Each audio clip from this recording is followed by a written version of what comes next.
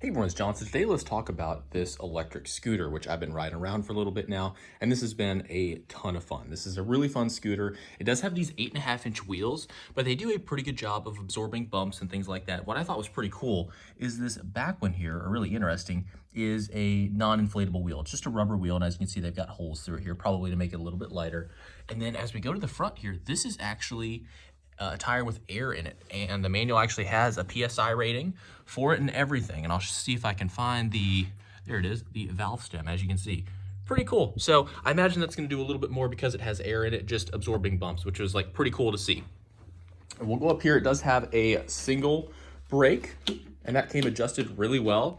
And it is a disc brake, and it does a really good job of stopping. Now let's go ahead and turn this on, and I'll just show you here. And then we'll get into the one issue that I had with this scooter, and it's not a big one. It doesn't really affect me, but I want you to know about it if you're looking at buying this. So we do have a headlight. This is actually really bright, does a really good job. And then a tail light as well. As you can see, it lights up and then it blinks whenever we apply the brake. So pretty cool to have all that stuff working. In order to turn the light on and off, we're just gonna press this button here once. You can see that goes away. And then it's gonna default to medium. And we can double press this to go to high, back to medium, and then to low. And this one is actually really slow. This will only take you about 4 miles an hour or so.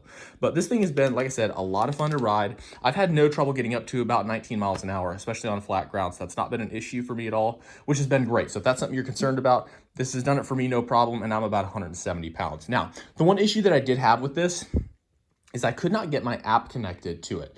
And as far as what I can tell, the app is what gives you the flexibility to be able to change these default settings. So if I wanted this to turn on, I'll just show you here, and go in high, that's the one thing that I'm missing. So I turn it on, and it's gonna go to medium. So for me, I just have to double press that to go to high. It's not a big deal for me, but that is something that if I could change it, I probably would. So just know that. And your mileage may vary with that because my I am on an iPhone, so maybe it would be different for you. I don't know. But that's the one issue that I've run into with this, and I have reached out to the company, and they may be able to get that resolved. Now, the other thing I want to point out, too, is range. So as you can see, this last ride, I've gone 9 miles, and I still have 2 bars left. And so I think that the advertised range of about 15 miles an hour should be about spot on. I believe that's going to be where you're at, because the last ride that I did, like I said, this is going to be a little bit over 9 miles, and we still have 2 bars left. So that should be just fine.